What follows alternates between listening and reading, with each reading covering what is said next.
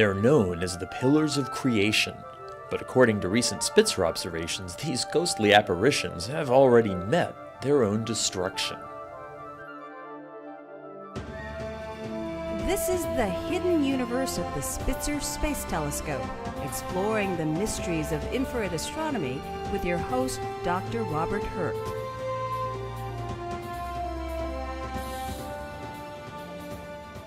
This nursery for baby stars is known as M16, or the Eagle Nebula. But whether or not you've heard the name, you've likely seen it before. In 1995, the Hubble Space Telescope gave us the Pillars of Creation, which has become a truly iconic image for astronomy. Now, the Spitzer Space Telescope has exposed this eagle's infrared plumage. The pillars, opaque in visible light, become ghostly, transparent columns of glowing dust. The dark spots seen in their tips shed light, or more appropriately, shadow, on their formation. In regions like this, dust particles are easily destroyed by ultraviolet light from hot, young stars. The densest dust clumps, opaque even in the infrared, will erode more slowly and shield the areas behind them. Columns emerge, impressive, but hardly more substantial than shadows. Spitzer has let astronomers view the Eagle Nebula in many different shades and combinations of infrared light. But one of these observations has hinted at a grim fate for the pillars. Nicolas Fleget, a graduate student at the Institut d'Astrophysique Spéciale in Orsay, France, explains. When we use the 7 infrared color image that Spitzer obtained from the Eagle Nebula, we see that 6 of them just really look almost exactly the same. But one of them, the 24 micron image, is completely different from the other one. The oddball warm dust at 24 microns is here seen as red, while the cooler dust at shorter wavelengths is blue-green.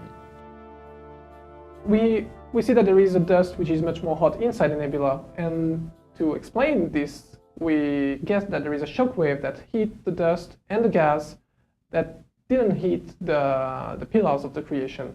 And to make this shockwave, what we think is that there is one of the massive stars inside the nebula that goes on into a supernova.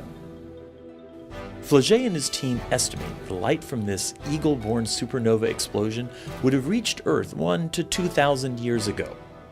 We should see its slow-moving shockwave smash into the fragile pillars within the next 1,000 years. But at the end, the pillars are going to be destroyed by the shockwave. They are going to crumble because some part of them are not dense enough to resist the shockwave.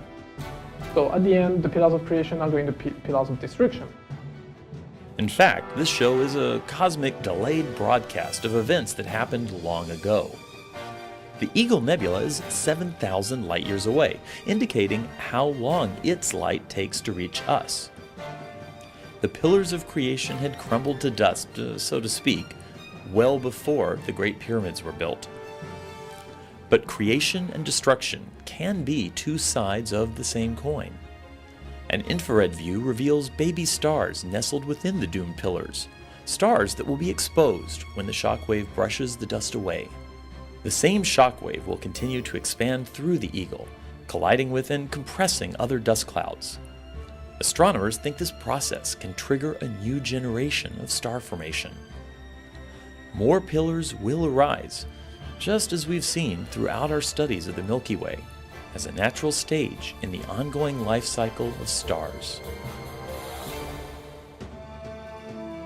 The Hidden Universe is produced by the Spitzer Science Center at the California Institute of Technology in Pasadena. The Spitzer Space Telescope mission is managed by NASA's Jet Propulsion Laboratory.